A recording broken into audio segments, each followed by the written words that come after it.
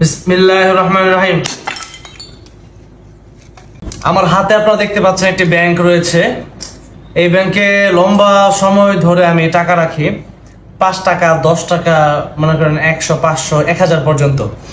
তো আজকে হঠাৎ করে আমার সাথে আমার সহপাঠীরা বসার পর তারা আমাকে বলল যে 20-30 হাজার হবে। আমি বললাম যে না, 50,000 টাকার উপরে হবে। এখন আমি বুঝতেছি না আসলে কতটুকু কি হবে। বাকি এটা আসলে কখনো মানে এই জন্য রেখেছিলাম যে কখনো বিপদের সময় আসলে কাজে লাগবে।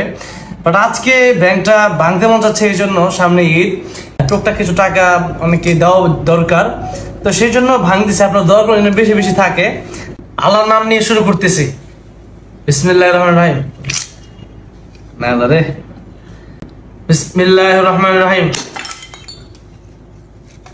দেখেন এই যে টাকা, এখন তারা যেটা বলছিলাম মনে হয় ওইটাই সত্য হবে। তো এখন 15,000 প্লাস আর কি। এই টাকাটা দিয়ে মোটামুটি ভালোভাবে ঈদটা কাটানো যাবে ইনশাল্লাহ। মানে কালকে পরের দিন 2টা দিন মোটামুটি ভালোই যাবে মনে হয়। তো যাই হোক, তারপরে ওইগুলো আমি অন্যটা ব্যাংকে দেখে দেওয়ার চেষ্টা করব, যেগুলো লাগবে না। কারণ টাকাগুলো আসলে এগুলো বিপদের জন্য রাখছি। যদি কখনো ইনকেস এমন বিপদে পড়ে যায় যে 10,000 টাকার অনেক প্রয়োজন, তখন সেই জন্য রাখছিলাম। আসসালামু আলাইকুম।